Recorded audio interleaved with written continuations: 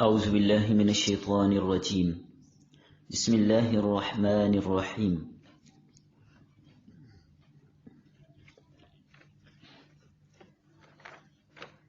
نکالیے سبق سب نے.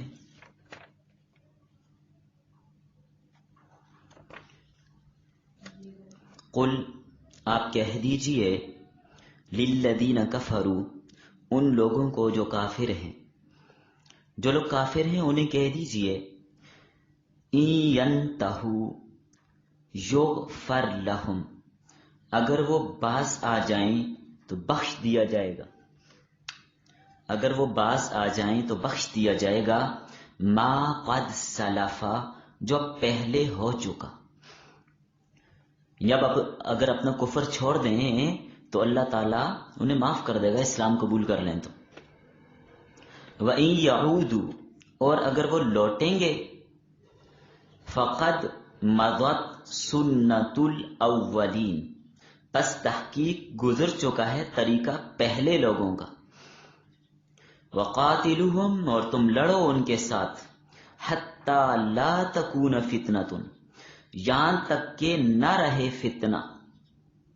وَيَكُونَ الدِّينُ كُلُّهُ لِلَّهِ اور ہو جائے دین سارا اللہ کے لیے. فَإِنِ انْتَهَوْا پس اگر وہ باز آ جائیں فَإِنَّ اللَّهَ بِمَا يَعْمَلُونَ بَصِيرٌ پس بے شک اللہ تعالیٰ جو وہ عمل کرتے ہیں دیکھتا ہے. وَإِن تَوَلَّوْا اور اگر وہ اعراض کریں فَاعْلَمُوا پس تم جان لو ان اللہ مولاکم بے شک اللہ تمہارا آقا ہے. نعم المولا وہ بہترین آقا ہے، ونعم النصیر اور بہت اچھا مددگار ہے. وَاعْلَمُوا اور تم جان لو انما غنمتم من شیء بے شک جو تم نے غنیمت حاصل کی کوئی چیز بھی، من شیء کوئی بھی چیز مال غنیمت میں ملی، فَأَنَّ لِلَّهِ خُمُسَهُ پس بے شک اللہ کے لیے ہے اس کا 5واں حصہ. وَلِلرَّسُولِ اور اس کے رسول کے لیے ہے صلی اللہ علیہ وسلم. وَلِذِي الْقُرْبَى اور اللہ کے رسول کے قرابت داروں کے لیے ہے. وَالْيَتَامَى اور یتیموں کے لیے. وَالْمَسَاكِينِ مسکینوں کے لیے. وَابْنِ السَّبِيلِ مسافروں کے لیے. ان کنتم آمنتم باللہ اگر ہو تم اللہ پر ایمان رکھتے. وما انزلنا علی عبدنا اور اس چیز پر جو ہم نے نازل کی اپنے بندے پر. یوم الفرقان فیصلے والے دن. یوم التقى الجمعان جس دن آمنے سامنے ہوئی دو جماعتیں. واللہ علی کل شیء قدیر اور اللہ ہر چیز پر قادر ہے. بہت اہم ترین سبق ہے آج کا. کچھ چیزیں سمجھنے والی ہیں. اگرچہ سورہ انفال آپ میں سے اکثر بچیوں نے میٹرک میں پڑھی ہے، لیکن اس کے اندر کچھ اہم چیزیں ہیں جو سمجھنے والی ہیں، وہ آپ ضرور سمجھیے گا. سورہ انفال درس نمبر 9 آیت نمبر 38 تا 41. ربط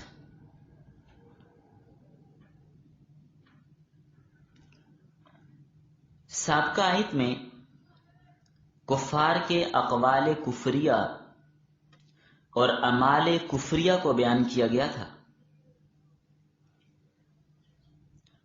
کفریہ باتیں اور کفریہ عمل، تو یہ اقوال کفریہ اور اعمال کفریہ. اب ان آیات میں کافروں کی دو صورتیں بتائی ہیں، دو حالتیں بتائی ہیں. ایک تو یہ کہ واضح دلائل سننے کے بعد اپنے کفر کو چھوڑ دیں، باز آ جائیں، اسلام قبول کر لیں.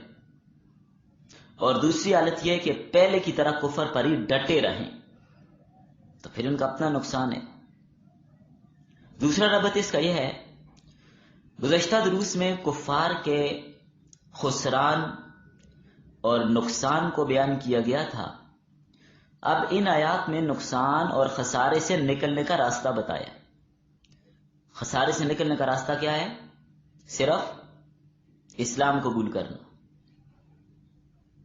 راستہ صرف یہی ہے، کفر چھوڑ کر، کفر سے باز آ کر اسلام قبول کریں تو نقصان سے نکل جائیں گے، تو تمام گناہوں کو اللہ تعالیٰ بخش دے گا۔ تو فرمایا اے نبی صلی اللہ علیہ وسلم، آپ ان کفار سے کہہ دیجئے اگر یہ اب کفر سے باز آ جائیں تو سابقہ زمانے میں جو ہو چکا وہ معاف کر دیا جائے، پہلے کے کیے ہوئے گناہ مٹ جائیں گے۔ اس لیے الاسلام یہدم ما کان قبلہ، اسلام پہلے والے گناہوں کو مٹا دیتا ہے، پہلے جتنے بھی گناہ ہوئے اسلام قبول کرنے سے ختم۔ ہاں البتہ حقوق العباد جو ہیں ان کی تلافی کرنی ہوتی ہے، اللہ اپنے حقوق معاف کر دیتے، لیکن اگر باز نہیں آئے، کفر پر ہی اڑے رہے، اسلام قبول نہ کیا، تو اللہ کا دستور یہی ہے کہ وہ اپنے انبیاء کے دشمنوں کو برباد کر دیتے۔ تو لہذا کفار مکہ، اے قیامت تک آنے والے کفار، یہ بات سن لو، اگر تم نبی کریم صلی اللہ علیہ وسلم کی مخالفت پر، ضد پر ڈٹے اور اڑے رہے تو اللہ تعالیٰ تمہیں ہلاک کر دے گا۔ اللہ کا اصول ہے، ضابطہ ہے۔ تو اس لیے نجات کی راہ یہ ہے کہ مسلمان ہو جائیں، کفر کو چھوڑ دیں۔ اور مسلمانوں کو فرمایا گیا اے مسلمانوں، اگر یہ لوگ اپنے کفر سے باز نہ آئیں، اپنی دشمنی پر قائم رہیں، تو پھر تمہارے لیے حکم یہ ہے کہ تم ان سے جہاد کرو اور برابر ان سے لڑتے رہو یہاں تک کہ فتنہ ختم ہو جائے۔ فتنہ ختم ہونے سے مراد کفر کا زور ٹوٹ جائے، کفر کا غلبہ ٹوٹ جائے، تاکہ ان میں ہمت ہی باقی نہ رہے کہ وہ مسلمانوں سے لڑیں، طاقت ہی نہ رہے، اب یہ اسلام سے انہیں روک سکیں، ان کی ہمت ہی نہ رہے۔ ایسا ڈٹ کر ان کا مقابلہ کیجیے۔ تو فتنہ سے مراد کیا ہے؟ کفر کا غلبہ، تاکہ کفر کا غلبہ کیا ہو جائے؟ ختم ہو جائے۔ خوب ان سے لڑو۔ اور یہاں پر یہ بات فرما دی جیسے کہ آپ نے پڑھ بھی لی، وَقَاتِلُوهُمْ حَتَّى لَا تَكُونَ فِتْنَةٌ وَيَكُونَ الدِّينُ كُلُّهُ لِلَّهِ، ہر طرف اللہ کا دین غالب آ جائے اور فتنہ ختم ہو جائے، اس وقت تک ان کے ساتھ لڑو، یہاں تک جہاد کرو کہ سب حکم کس کا ہو؟ اللہ کا ہو۔ علی الاعلان، احکام خداوندی دنیا میں جاری ہو جائیں، تاکہ کفر دوبارہ تمہاری ساتھ مزاحمت نہ کر سکے، صرف اللہ ہی کا حکم چلے۔ یہ ہے جہاد کا آخری مقصد۔ هو الذی ارسل رسولہ بالہدی ودین الحق لیظہرہ علی الدین کلہ، تاکہ سارے دینوں پر یہی دین غالب آ جائے۔ اس مقصد کے حصول تک دشمن سے جنگ جاری رہے گی۔ اللہ فرماتے ہیں تمہارا کارساز اللہ ہی ہے، تمہارا مددگار اللہ ہی ہے، وہ تمہیں غلبہ دے گا، فتح دے گا، اور ان کے مال اور دولت کا مالک تمہیں بنا دے گا، تمہیں ڈرنے کی کیا ضرورت ہے؟ فَإِن تَوَلَّوْا فَاعْلَمُوا أَنَّ اللَّهَ مَوْلَاكُمْ، اگر یہ روگردانی کرتے ہیں، باز نہیں آتے، تو جان لو تمہارا کارساز اللہ ہے۔ نعم المولا ونعم النصیر، وہ بہترین آقا اور بہترین کارساز ہے۔ جس کا وہ کارساز ہو، جس کا وہ مددگار ہو، کوئی اس کو پسپا نہیں کر سکتا۔ تو 9ویں پارے کے آخر میں اس بات پر اس پارے کو ختم کر دیا کہ بہترین کارساز اور بہترین مولا اور مددگار کون ہے؟ اللہ تعالیٰ۔ تو جب بہترین مددگار اللہ تعالیٰ ہے تو کافروں پر وہ تمہیں غلبہ دے گا، یہ سمجھایا جا رہا ہے نا۔ جب تمہارے ساتھ اللہ ہے تو معلوم کیا ہوا؟ کافروں پر غلبہ تمہیں حاصل ہوگا۔ جب کافروں پر غلبہ تمہیں حاصل ہوگا تو اس کے نتیجے میں کیا ہوگا؟ کفر مغلوب ہوگا، کفار مارے جائیں گے، کفار سے مال غنیمت حاصل ہوگا، مال بھی آئے گا، دولت بھی آئے گی، نعمتیں ملیں گی تمہیں۔ تو جب مال و دولت تمہیں ملے گا تو پھر اگلی بات کیا ہوگی؟ اس مال اور دولت کو تقسیم کیسے کریں گے؟ اس کی ابتدا 10ویں پارے سے کر دی۔ 9ویں پارے پر فتح اور غلبہ اور نصرت کس کی ہے؟ اللہ کی، اللہ والوں کی، جن کے ساتھ اللہ ہے ان کو فتح اور نصرت حاصل ہوگی، وہ کامیاب ہوں گے۔ تو جب کامیاب ہوں گے تو ظاہر مال و دولت بھی تو ملتا ہے، جب مال و دولت ملتا ہے، مال و دولت بھی حاصل ہوتا ہے، تو اب اس آیت میں 10ویں پارے کی ابتدا جو کر دی، مال غنیمت کے تقسیم کا طریقہ بتا دیا. یہ ہے ربط 9ویں اور 10ویں پارے کا. سمجھ رہی ہیں بات؟ شروع صورت میں بھی غنائم کا ذکر تھا. تو اللہ تعالیٰ نے یہ شرف اور فضیلت اس امت کو دی ہے کہ مال غنیمت ان کے لیے حلال کر دیا. پہلے بتا دیا پہلی امتوں کے لیے جائز نہیں تھا، پہلی امتوں کے لیے حلال نہیں تھا. ایک میدان میں مال غنیمت کو جمع کر کے رکھا جاتا، آسمان سے آگ آتی، اس کو اٹھا کے لے جاتی، جلا ڈالتی. تو اب یہ آیت، پہلی آیت جو آپ نے پڑھی تھی بالکل سورت کے شروع میں کیا پڑھا تھا؟ یسألونک عن الانفال. یہ لوگ مال غنیمت کے بارے میں آپ سے پوچھتے ہیں تو آپ کیا کریں؟ ان کو کیا جواب دیں؟ قل الانفال للہ والرسول. آپ کہہ دیجئے کہ مال غنیمت اللہ اور اس کے رسول کے لیے. یہ آیت آپ نے پڑھ لی نا ابتدائی صورت میں. اب وہ آیت مجمل تھی، جب آپ نے پہلی آیت پڑھی اس میں اجمال ہے. آج کے سبق میں جو آیت آپ نے پڑھی اس میں تفصیل ہے. اسی آیت کی تشریح، تفسیر اور تفصیل آج کی آیت کر رہی ہے. اکثر علماء کے نزدیک دونوں آیات کا نزول بدر کے موقع پر ہوا ہے. جو مال جنگ سے ملے اس کا 5واں حصہ اللہ اور اس کے رسول کے لیے ہے، اور رسول کے قرابت داروں کے لیے، مسکینوں کے لیے، فقراء کے لیے، مسافروں کے لیے. کتنے مصارف بتائے یہاں پہ؟ جی کتنے مصارف ہو گئے؟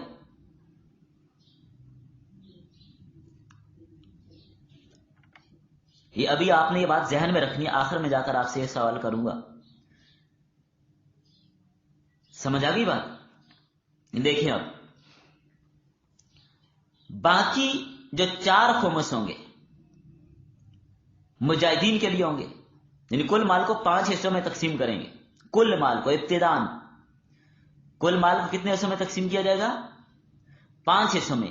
تو ایک حصے کا ذکر اس آیت میں بتا دیا، وہ کس کو ملے گا؟ اللہ اور اس کے رسول کو، اور ساتھ جو رسول کے رشتہ دار ہیں نا، وَلِذِي الْقُرْبَى وَالْيَتَامَى وَالْمَسَاكِينِ وَابْنِ السَّبِيلِ، ان کو ملے گا. اور باقی جو 4 خمس ہیں وہ کس کو مل جائے گا؟ مجاہدین کو. 4 خمس کس کو ملیں گے؟ مجاہدین کو ملیں گے. دیکھیں اس میں طریقہ یہ ہوگا کہ جو سوار ہے اس کو 2 حصے ملیں گے، اور جو پیدل لڑ رہا ہے اس کو 1 حصہ ملے گا. بعض حضرات یہ کہتے ہیں کہ یہ آیت گزشتہ آیت کے لیے ناسخ ہے، یعنی جو پہلی آیت ہے سورہ انفال کی، یسألونک عن الانفال قل الانفال للہ والرسول، وہ آیت اس سے منسوخ ہے اور یہ اس کے لیے ناسخ ہے. یعنی اس آیت میں کل مال اللہ اور اس کے رسول کے لیے قرار دیا ہے نا، کہ اس آیت میں تو یہی سمجھ آ رہا ہے نا کہ سارے کا سارا مال کس کے لیے ہے؟ اللہ اور اس کے رسول کے لیے. آپ آیت پہ غور کیجئے، دوبارہ نکال لیجئے پہلی آیت سورہ انفال کی اور دوبارہ اس کو ایک نظر دیکھیے. اس آیت میں بالکل یہ یسألونک عن الانفال قل الانفال للہ والرسول، کہ مال غنیمت اللہ اور اس کے رسول کے لیے. تو اس آیت سے یہی سمجھ آ رہی ہے کہ سارا ہی اللہ اور اس کے رسول کے لیے. لیکن صحیح بات یہ ہے کہ یہ آیت جو آج کے سبق میں آپ نے پڑھی پہلی آیت کو منسوخ نہیں کر رہی، بلکہ پہلی آیت میں بھی حکم وہی ہے لیکن اجمالی ہے، اور آج کی آیت میں اس کی تشریح ہے. مسئلہ حل ہو گیا. القرآن یفسر بعضہ بعضا، قرآن کے ایک حصہ دوسرے حصے کی تفسیر کرتا ہے. تو وہاں پر حکم مجمل تھا، یہاں پر کیا ہے؟ اس کی تفصیل اور تفسیر ہے. تو فرمایا جو چیز کفار سے بصورت غلبہ تمہیں حاصل ہو جائے اس کا حکم یہ ہے کہ 5 حصوں میں اس کو تقسیم کر دیا جائے. تو 5واں حصہ اللہ کے لیے ہے، جس نے تمہاری مدد کی، فتح اس نے دی، اس کے شکریہ میں اس کے نام کا 5واں حصہ نکالیے، یعنی 1/5. سمجھ آ گئی بات؟ پھر نبی صلی اللہ علیہ وسلم کا حصہ نکالا جائے گا، اس لیے کہ آپ صلی اللہ علیہ وسلم کی اتباع اور برکت سے تمہیں یہ فتح حاصل ہوئی ہے نا، آپ کی اتباع سے اور آپ کی برکت سے یہ فتح حاصل ہوئی ہے. تو اب دیکھیے پھر رسول کریم صلی اللہ علیہ وسلم کے بعد آپ کے رشتہ داروں کے لیے ایسا نکالا جائے گا. کتنے ایسے ہو گئے؟ 3. یعنی بنی ہاشم، بنی عبد المطلب، جنہوں نے زمانے جاہلیت میں نبی صلی اللہ علیہ وسلم کا ساتھ کیا اور آپ کی حمایت کی، شعب ابی طالب تک کی قیدیں آپ کے ساتھ برداشت کی. پھر اس کے بعد چوتھے نمبر پر اہل اسلام کے جو یتیم ہیں ان کو دیا جائے گا. آگے سمجھ؟ پھر فقراء کو دیا جائے گا، فقراء الحمدللہ، اور مساکین کو.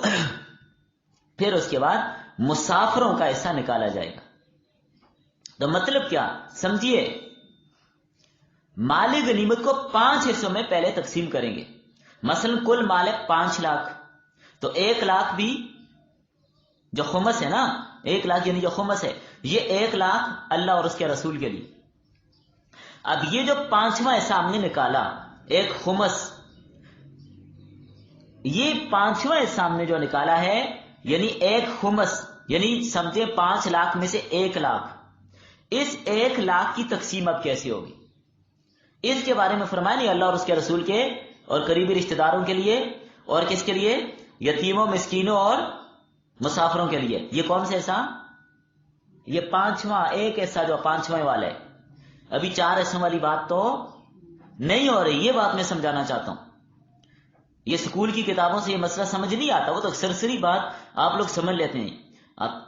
آپ کو یہ بات آج تک نہیں سمجھ آئی ہوگی کہ جو 5ویں حصے کے بارے میں فرمایا اللہ اور اس کے رسول کو، اس کو کیسے تقسیم کریں گے. یہ میں بتا رہا ہوں آپ کو. اب اس 5ویں کو 6 حصوں میں تقسیم کریں گے. اس ایک کو یعنی 1 لاکھ کو، 5 لاکھ میں سے 1 لاکھ جو 5واں ہے، اس کو کتنے حصوں میں تقسیم کریں گے؟ 6 حصوں میں. اب 6 حصوں میں ایک حصہ اللہ کا، دوسرا حصہ نبی صلی اللہ علیہ وسلم کا، تیسرا حصہ آپ صلی اللہ علیہ وسلم کے رشتہ داروں کا، چوتھا حصہ یتیموں کا، 5واں حصہ فقراء و مساکینوں کا، چھٹا حصہ مسافروں کا. حل ہو گیا مسئلہ؟ یا تک بات سمجھ آ گئی نا؟ باقی 4 ایسے بچ گئے. یہ تو 5ویں میں تقسیم ہوئی ہے، تو باقی 4 ایسے کس کے ہوں گے؟ مجاہدین کے. باقی 4 ایسے کس کے؟ مجاہدین کے. یعنی 4 لاکھ جو باقی بچا وہ مجاہدین میں تقسیم ہوگا. بات سمجھ نہیں آ رہی شاید آپ کو؟ آگے سمجھ. تو جب یہ سارا معاملہ ہی تائیدی غیبی سے ہوا ہے، تو 5واں ایسا اللہ کی رضا کے لیے تقسیم کرنے میں ذرہ برابر بھی بوجھ یا بھاری پن محسوس نہیں کرنا چاہیے، اس لیے کہ مال کا خالق اور مالک وہی ہے. تو 4 خمس پر کنات کرو. 4 خمس مجاہدین میں تقسیم ہوگا، 5واں خمس کس کے لیے؟ 6 ایسے اس کے. آگے سمجھ. اب دیکھیں ایک اور مسئلہ. اچھا، مال غنیمت میں 2 چیزیں حاصل ہوتی ہیں. مال غنیمت میں کتنی چیزیں حاصل ہوتی ہیں؟ 2 طرح کا ہوتا ہے نا مال غنیمت. ایک منقولہ، ایک غیر منقولہ. آپ نے پورا سال لگا کے سورہ انفال پڑھی ہے، لیکن یہ مسائل آپ نے نہیں پڑھے اس میں، بلکہ 2 سال میں پڑھی ہے، 9th میں بھی اور 10th میں بھی جا کے. بلکہ بعض سکولوں میں 8ویں کلاس میں بھی یہی پڑھاتے ہیں، 3 سال پڑھاتے ہیں، لیکن بات کھل کے سامنے نہیں آتی. اس لیے کہ جو جس کا فن اور شعبہ ہے وہ بات اسی تک رہنے دینی چاہیے. اب دیکھیے، اموال غنیمت 2 طرح کی ہیں. نمبر 1 منقولہ. منقولہ سے مراد جو منتقل ہو سکتے ہیں، مثلا غلہ، کپڑے، سونا، چاندی، نقدی وغیرہ، ان کو کہتے ہیں منقولہ. منتقل ہو سکتے ہیں نا، آپ پیسے چاہے جان لے کے چلی جائیں، جا سکتے ہیں کہ نہیں؟ سونا اپنے ساتھ لے کے جائیں، کفار کا سونا آپ کو ملا لے جائیں، یہ ہے منقولہ. اور نمبر 2 دوسرے اموال ہیں غیر منقولہ، جو منتقل نہیں ہو سکتے. مثلا کوئی بتا دیں غیر منقولہ کی کوئی مثال؟ جی، وہ مال جو غیر منقولہ ہے اس کی کوئی مثال؟ جی، کفار کے گھر ان کے مکان، ان کی زمینیں، باغات، زمین کو اٹھا کے لے جا سکتے ہیں ساتھ، مکان کو لے جا سکتے ہیں؟ نہیں لے جا سکتے. تو یہ غیر منقولہ. دو طرح کی ہیں اموال، یہ بات ذہن میں رکھیے گا، مسئلہ پورا سمجھیں، ادھورا مسئلہ سمجھنے سے نقصان ہوتا ہے. یعنی کفار کی جو اراضی ہیں، زمینیں ہیں، باغات ہیں، جائیدادیں ہیں، ان کو غیر منقولہ کہتے ہیں.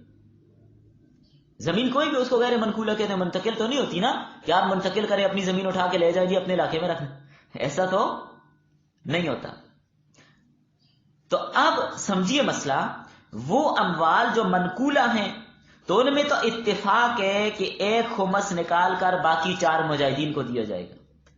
یعنی ایک خمس تو 6 لوگوں میں تقسیم ہو جائے گا نا، اللہ اور اس کے رسول میں، اور باقی 4 اقسام جو آپ کے سامنے آ گئی.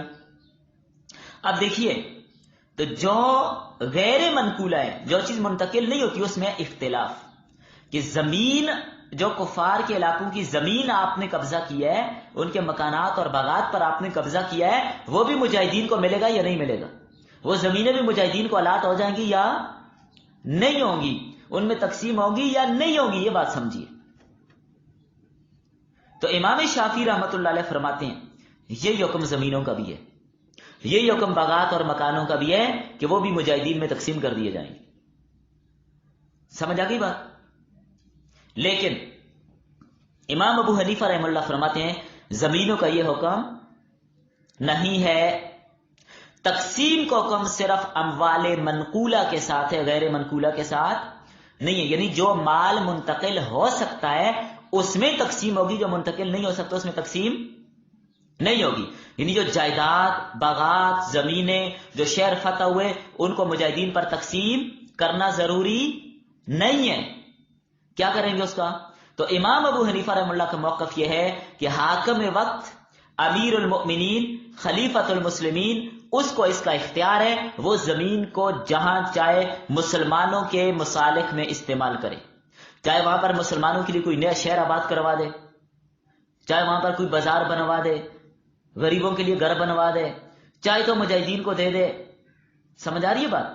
چاہے تو مدرسے بنا دے، چاہے تو مسجدیں بنا دے. یہ کس کو اختیار ہوگا؟ حاکم وقت کو. اب سمجھیے، چاہے ان زمینوں کو آباد کروا دے جیسے، یا ان زمینوں کو کافروں کے پاس رہنے دے، یہ بھی اس کو اختیار ہے. حاکم وقت کو یہ بھی اختیار ہے کہ ان زمینوں کو کس کے پاس رہنے دے؟ کافروں کے پاس رہنے دے، کہ بھائی یہ زمین تم لگاؤ بٹائی پہ، اور ان پر تم نے خراج دینا، ٹیکس، اور یہ سلسلہ تاکہ چلتا رہے اور بعد میں آنے والے مسلمانوں کو بھی فائدہ ہوتا رہے. اب اگر اس زمین کو اسی وقت اٹھا کر مجاہدین میں تقسیم کر دیا، وہ ہر ایک اس کا مالک ہو گیا، سلسلہ ختم. لیکن وہ زمین کفار کے پاس چھوڑی جائے اور آئندہ زمانے تک کفار اس کو لگاتے رہیں اور مسلمانوں کو ٹیکس دیتے رہیں، تو مسلمانوں کے پاس پیسہ آتا رہے گا، بیت المال میں پیسہ جمع ہوتا رہے گا، غریبوں، فقیروں، یتیموں کی مدد ہوتی رہے گی. بات سمجھ آ گئی ہے؟ اور اس کی دلیل امام ابو حنیفہ رحمہ اللہ کے پاس کیا ہے؟ ویسے ہی مسئلہ نہیں بتا دیا. نبی صلی اللہ علیہ وسلم نے خیبر کی مفتوحہ زمینوں کو، آدھی زمینوں کو تو مسلمانوں میں تقسیم کیا تھا، تو باقی سلطنت کے مصالح کے لیے روک دی تھی، اور یہودیوں کو ہی دے دی تھی کہ مزارعت کرو، بٹائی پر ان کو دے دی تھی. تو امام ابو حنیفہ نے استدلال کیا اللہ کے نبی کے عمل سے. بات سمجھ آ گئی آپ کو کہ خیبر کی زمینوں کے ساتھ کیا کیا تھا؟ اسی لیے امام صاحب کہتے ہیں کہ حاکم وقت کی ثواب دید پر اس کو چھوڑیں گے، وہ جو کرنا چاہے کرے. تو اللہ کے نبی نے کچھ زمینوں کو مسلمانوں کو تقسیم کیا، کچھ کو کفار کے پاس چھوڑا کہ ان میں مزارعت کرو. اسی طرح امیر المؤمنین حضرت عمر رضی اللہ عنہ نے اپنے زمانے میں حضرت عثمان اور حضرت علی اور بڑے بڑے صحابہ کے مشورے سے شام کی جو زمینیں فتح ہوئی تھیں ان کو ان کے مالکوں کے ہاتھ میں ہی رہنے دیا، کافروں کے پاس ہی رہنے دیا، اور ان پر ٹیکس لگا دیا تھا. تو معلوم ہوا حاکم وقت کو اس کے اختیار ہوتا ہے. بات سمجھ آ گئی؟ صحابی رسول کا عمل سنت ہے کہ نہیں ہے؟ وہ بھی خلفائے راشدین کا. تو ٹیکس مقرر کیا تھا. حضرت بلال چاہتے بھی تھے کہ یہ زمین مسلمانوں کو دی جائے، تقسیم کر دی جائے، لیکن حضرت عمر نے فرمایا نہیں، ہم سے بعد میں آنے والے جو مسلمان ہوں گے نا، ان کے لیے کوئی سرمایہ باقی نہیں رہے گا، اس لیے ان زمینوں کو کفار کے پاس چھوڑیں گے، ان کا ٹیکس مسلمانوں کے پاس آتا رہے گا. جیسے دشمنوں کا مقابلہ کرنا بھی آسان ہوگا. تو تمام صحابہ نے حضرت عمر کی اس بات سے اتفاق کیا اور مسلمانوں کی مصالح کی غرض سے ان پر ٹیکس لاگو کر دیا. یہ تفصیل اس کی انشاءاللہ آپ 28ویں پارے میں سورہ حشر میں آپ پڑھیں گے. ابھی تفصیل میں جانے کا وقت نہیں ہے کہ یہ ٹیکس خراج جو ہے اس حوالے سے تفصیلاً بات کی جائے، لیکن یہ بات اتنی ذہن میں رکھیے کہ ٹیکس مسلمانوں پہ نہیں کفار پہ ہوتا ہے.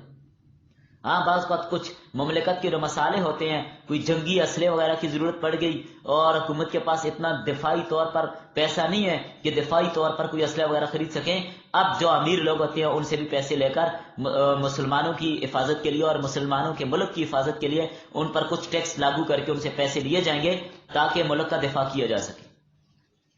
لیکن یہ استثنائی صورتیں ہوتی ہیں. اب یہاں پر ایک سوال آپ سے پوچھوں گا. سوال یہ ہے کہ جو ایسا اللہ تعالیٰ کا ہے اس کو کیا کریں گے؟ ابھی آپ نے پڑھ لیا نا کہ 5واں ایسا کس کا ہے؟ اللہ اور اس کے رسول کا، اور پھر باقی جو اللہ کا ایسا ہے اس کو کیا کریں گے؟ 6 ایسے ہم نے ابھی بنائے نا 5ویں میں سے. جب 6 ایسے بنائے تو ایک ایسا اللہ کا ہے، اسے کیا کریں گے؟ دیکھیں باقی آپ دیکھیں پھر نبی صلی اللہ علیہ وسلم کا، نبی صلی اللہ علیہ وسلم کے رشتہ داروں کا، یتیموں کا، مسکینوں کا، اور 5واں کس کا آ گیا؟ مسافروں کو، اور 6واں اللہ کا. باقی لوگوں کو تو ویسے بھی مل جائے گا، یتیموں، مسکینوں، فقیروں کو. جو اللہ والا ایسے اس کو کیا کریں گے؟ اللہ تعالیٰ کو دینے کون جائے گا بھائی؟ ہے نا سوال. آپ نے سورۃ الانفال 3 بار پڑھی ہے پہلے اسکولوں میں. اس کا کیا جواب ہے؟ پڑھے آپ نے؟ یہ کسی کے ذہن میں ہو تو یاد رکھیں یہاں پر اللہ کا جو ذکر کیا گیا ہے، ان للہ، یہ اللہ کا جو ذکر کیا گیا ہے، تمام علماء امت کا اجماع ہے کہ اللہ تعالیٰ کا نام بطور تبرک کے لیا گیا ہے. اللہ کو مال کی ضرورت نہیں ہے. آسمان اور زمین کے خزانوں کا مالک اور خالق وہی ہے، اس کو مال کی ضرورت نہیں ہے. تو اللہ کے نام والے ایسے کو کیا کریں گے؟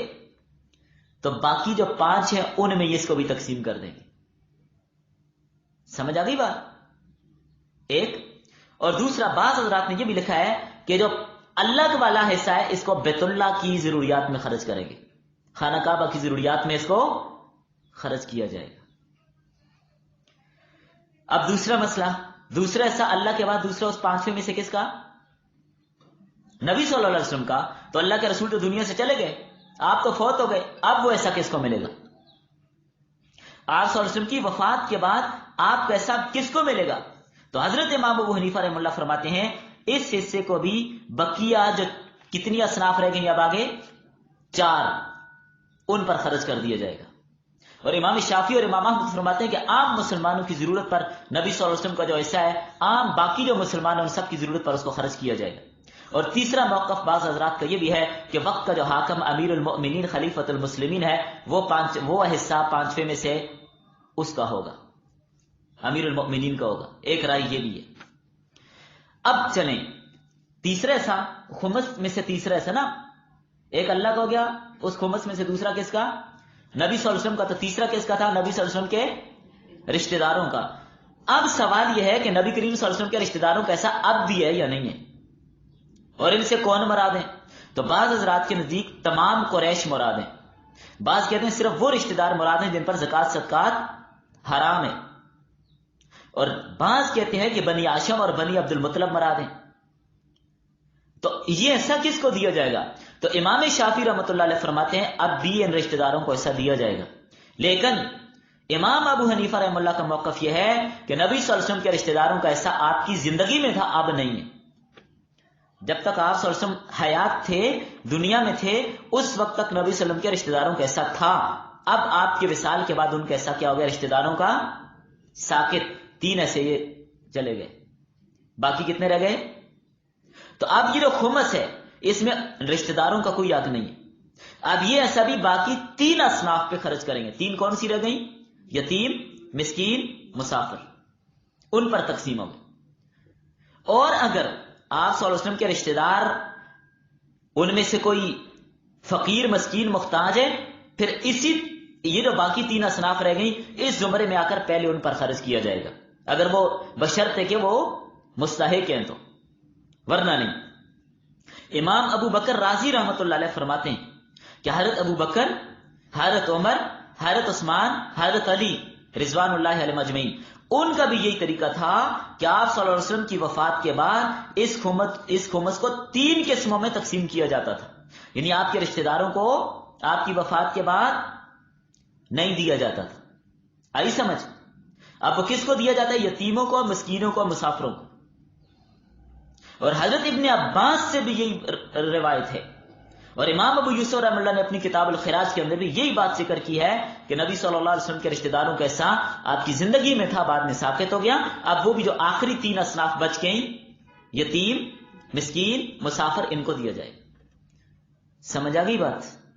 یتیم کون ہوتا ہے؟ جس کا باپ فوت ہو جائے اور یہ کیا ہو؟ نابالغ. بالغ کو یتیم نہیں کہتے، نابالغ کو یتیم کہیں گے. اور مسکین جس کے پاس کچھ بھی نہ ہو. فقیر جس کے پاس کچھ نہ کچھ ہو لیکن ضرورت پوری نہیں ہوتی. چلیں، بعد میں اس کے برعکس بھی دونوں کی تعریف کی ہے. سب کو سبق سمجھ آ گیا آج کا؟